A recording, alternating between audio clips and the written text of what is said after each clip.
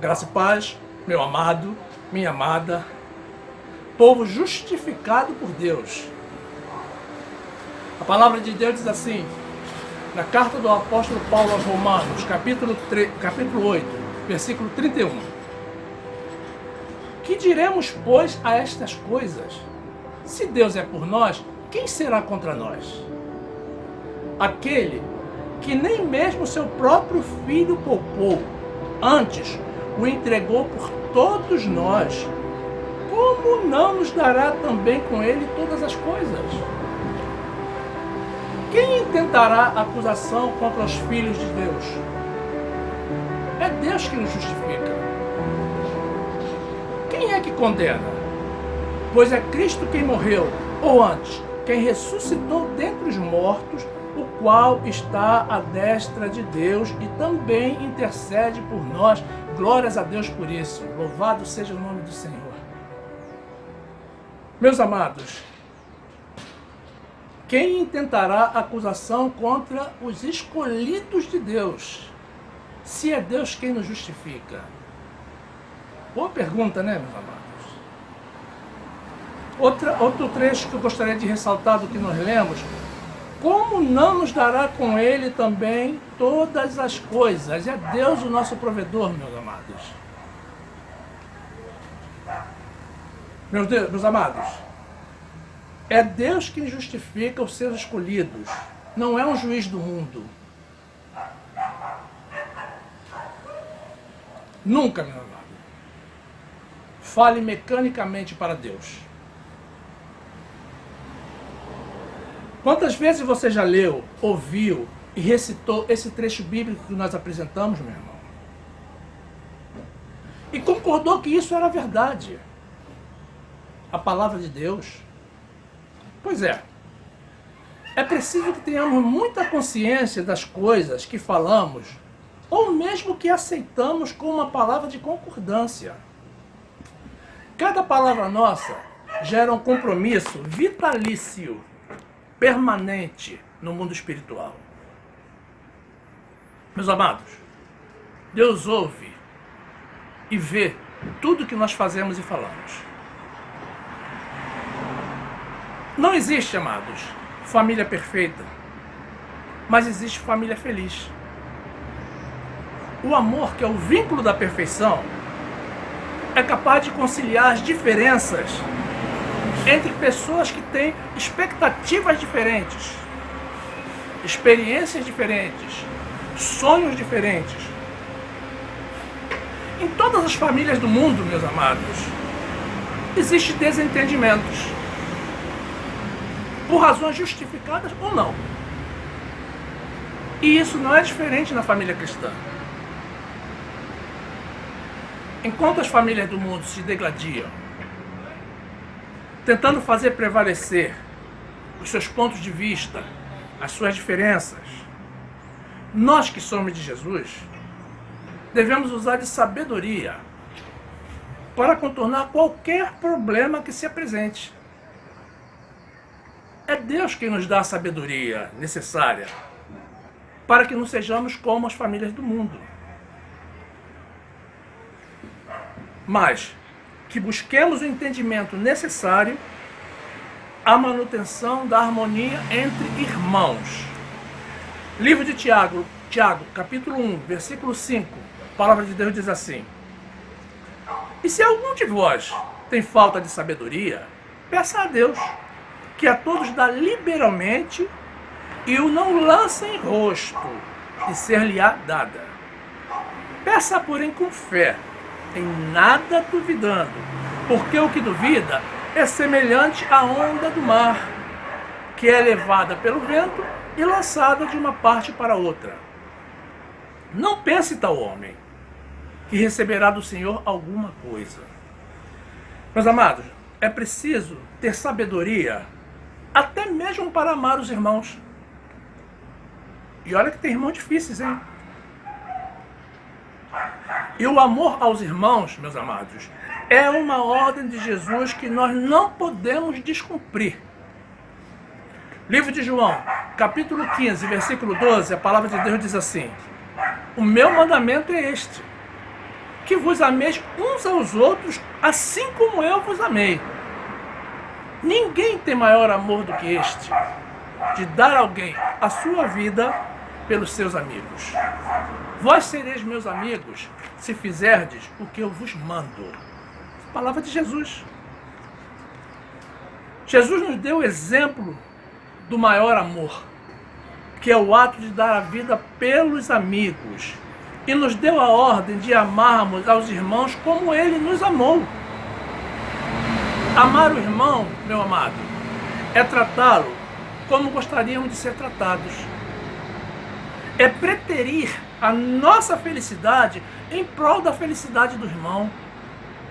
É renunciar aos nossos direitos e aos nossos pleitos para atender a necessidade do irmão. Isso é o que Deus espera de nós, meus amados. O perdão é uma prova de amor dada por Jesus. E se Ele nos perdoa e requer que amemos aos irmãos, então temos que perdoar também. Não tem saída.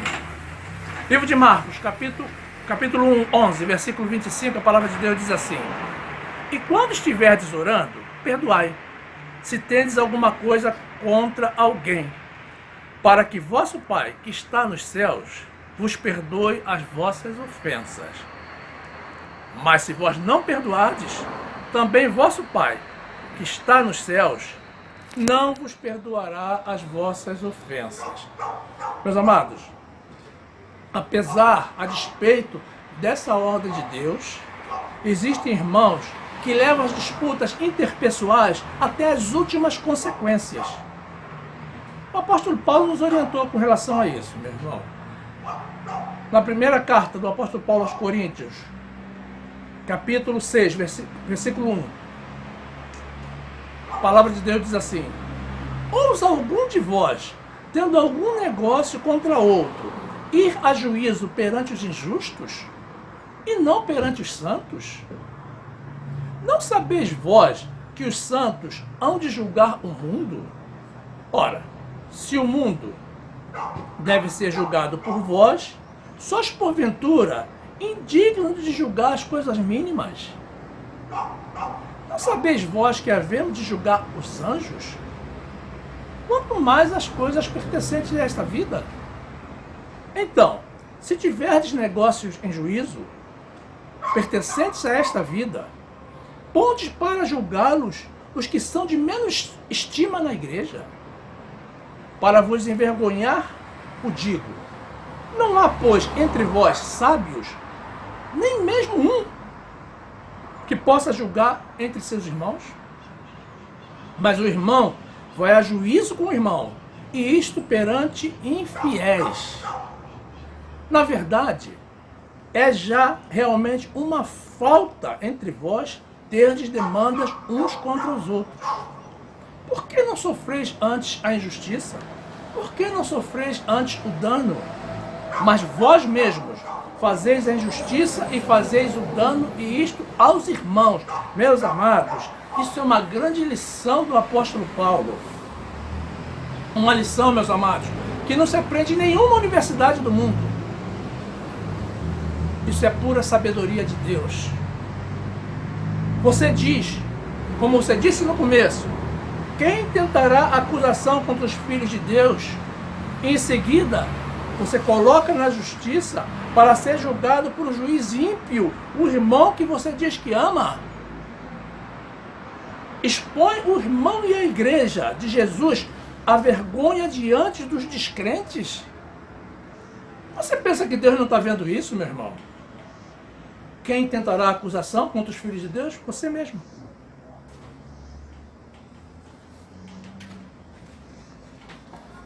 Quando você perdoa o irmão, amado, além de receber de Deus o perdão para os seus pecados, também vai receber o pagamento da dívida dele diretamente das mãos de Deus. Você tem que assumir a dívida. Sofra, irmão, o prejuízo.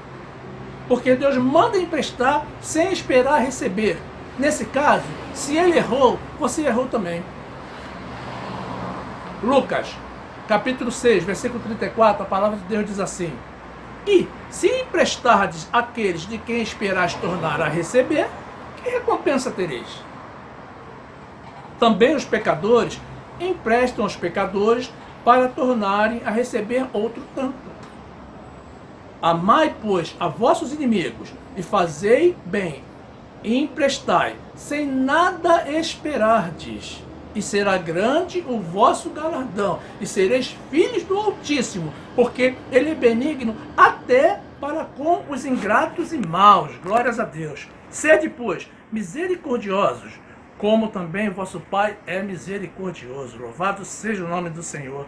Meus amados, não adianta orarmos e pedirmos a Deus tudo o que necessitamos e desejamos e negarmos ao irmão o perdão daquilo que ele não pode nos dar. Se você não perdoa, meu amado, também não recebe perdão. Livro de Lucas, capítulo 6, versículo 37, a palavra de Deus diz assim: não julgueis e não sereis julgados, não condeneis e não sereis condenados, soltai e soltar-vos-ão. Dai e vos será dado, boa medida, recalcada, sacudida e transbordante, vos deitarão no vosso regaço. Porque com a mesma medida com que medirdes, também vos medirão de novo. Meus amados, observe como é Deus quem nos recompensa. Quem planta amor, meu amado, colhe amor. Quem planta perdão, colhe perdão. É a lei da semeadura de Deus. Nós colhemos aquilo que nós plantamos. Livro de Gálatas, capítulo 6, versículo 7, a palavra de Deus diz assim: não erreis. Deus não se deixa escarnecer, porque tudo que o homem semear, isso também ceifará. Porque o que semeia na carne, da carne ceifará a corrupção. Mas o que semeia no Espírito, do Espírito ceifará a vida eterna. Palavra de Deus, meu amado. Porventura, meu amado, agora eu te pergunto, você não erra? Eu erro. E muito. Mas eu erro sempre tentando acertar. Você não precisa de perdão? Você estaria, meu amado, habilitado a atirar a primeira pedra? Nem precisa responder, meu amado. Deus te conhece melhor que você mesmo. Fique na graça e na paz do Senhor.